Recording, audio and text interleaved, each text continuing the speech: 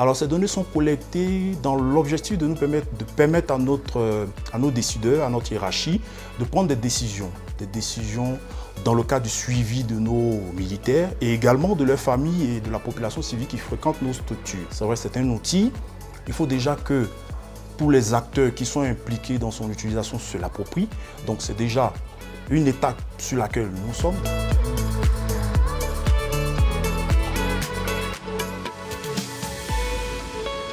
Bonjour à toute la communauté francophone du DHS2.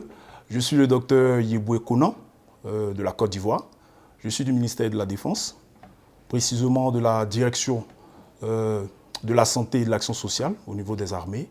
Et je suis le chef du service de gestion de l'information sanitaire au niveau de ce ministère.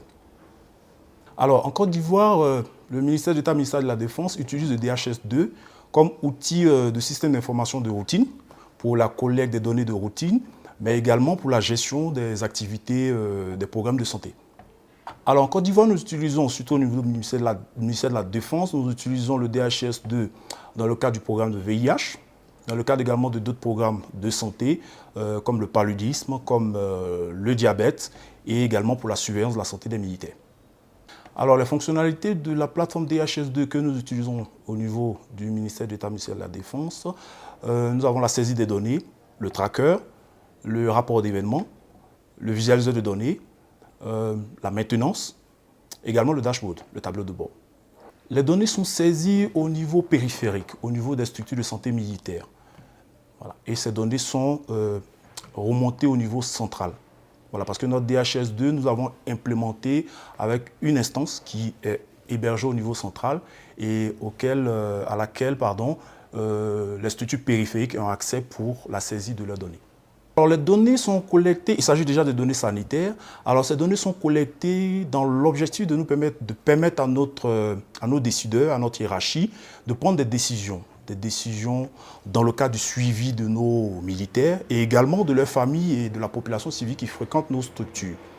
Les défis étaient très importants avant le DHS2, parce qu'avant le DHS2, les outils étaient assez multiples et hétérogènes au niveau des structures périphériques, ce qui entraînait un problème au niveau du rapportage et de la prise de décision même basée sur ces données-là. Parce que les données étaient collectées au niveau des structures, mais quand elles arrivent au niveau central, les chefs ont du mal à en tirer des informations claires et pertinentes pour la prise de décision. Et donc, c'est cela qui a motivé la mise en place d'une plateforme unifiée qui est utilisée par l'ensemble de ces structures-là pour que les données soient dans un format ou dans un schéma qui est conforme pour toutes les structures pour que les décisions soient plus correctes. L'impact, il est assez intéressant et assez important parce que après la mise en place du DHS2, les données qui sont remontées nous ont permis de constater par exemple un taux de prévalence au niveau de la population militaire et même la population civile qui fréquente nos structures, une prévalence qui était assez importante qu'on ignorait des IST.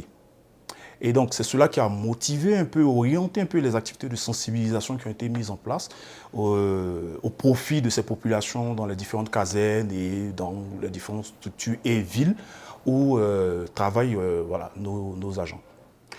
Je dirais les prochaines étapes déjà pour nous, c'est d'optimiser cette plateforme qui a été mise en place. C'est vrai, c'est un outil.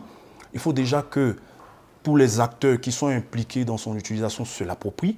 Donc, c'est déjà une étape sur laquelle nous sommes, déjà l'optimiser et puis améliorer l'implication de tous les acteurs de cette plateforme. Et aussi, dans le cadre de toutes nos activités, pouvoir assurer aujourd'hui l'interopérabilité de cette plateforme avec d'autres plateformes de collecte de données, comme les données de laboratoire, également les données de la chaîne logistique, pharmacie et autres. Et permettre aussi que ces données-là puissent vraiment servir à nos prestataires qui sont en périphérie dans les différentes structures.